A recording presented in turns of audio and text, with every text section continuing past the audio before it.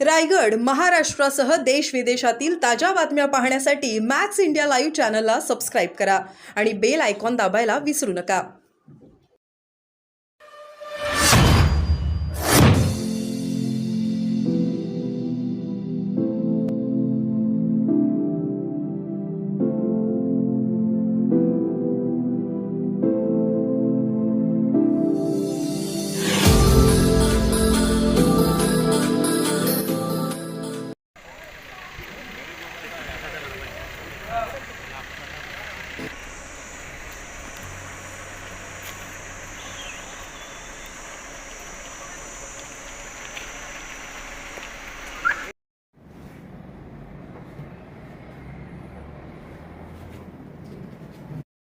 सर्व काही पक्षांनी वेगवेगळ्या पक्षांनी अर्ज दाखल केलेले आहेत, अपक्षांनी अर्ज दाखल केलेले आहेत.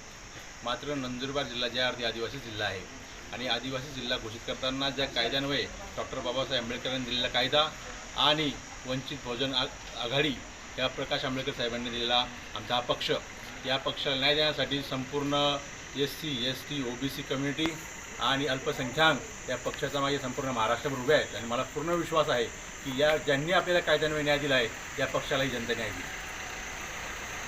बघा, प्रत्येक पक्षाची त्याची प्लॅनिंग असते. या 8 तालुक्यांमध्ये जेवढे आमचे पदाधिकारी आहेत सर्व जोमाला लागलेले आहेत. प्रत्येक ठिकाणी कॅम्पेनिंग होईल, प्रत्येक ठिकाणी भाषणं होतील, वरिष्ठ नेत्यांच्या सभा होतील आणि त्या आधारे आम्ही सर्व सत्ता पलटून लावू आणि सर्व मतदान आमच्या बाजूने खिचून टाकू. म्हणजे नंदुरबार हा आदिवासी जिल्हा असताना या ठिकाणी आदिवासी समाजाचा विकास झालेला नाही. आदिवासी समाजाचा मोठा आरोग्याचा प्रश्न आहे. म्हणजे सिकल सेल ॲनिमिया असो की बालमृत्यू असो, कुपोषण असो, त्यासोबतच नंदुरबार जिल्ह्यामध्ये जे सिंचन योजना पूर्ण झालेल्या नाहीत. त्यानंतर नंदुरबार जिल्ह्याच्या प्रत्येक रस्त्याची जर कंडिशन पाहिली, सातपुड्याची कंडिशन पाहिली, आजसुद्धा सातपुडा हा टुरिझम म्हणून घोषित झाला पाहिजे होता. कुणबी चांगले पॉईंट सातपुड्यात आहे. मात्र स्थानिक नेत्यांच्या याकडे लक्ष नाही आणि याच मुद्द्याच्या आधारे आम्ही संपूर्ण इलेक्शन लढणार आहे.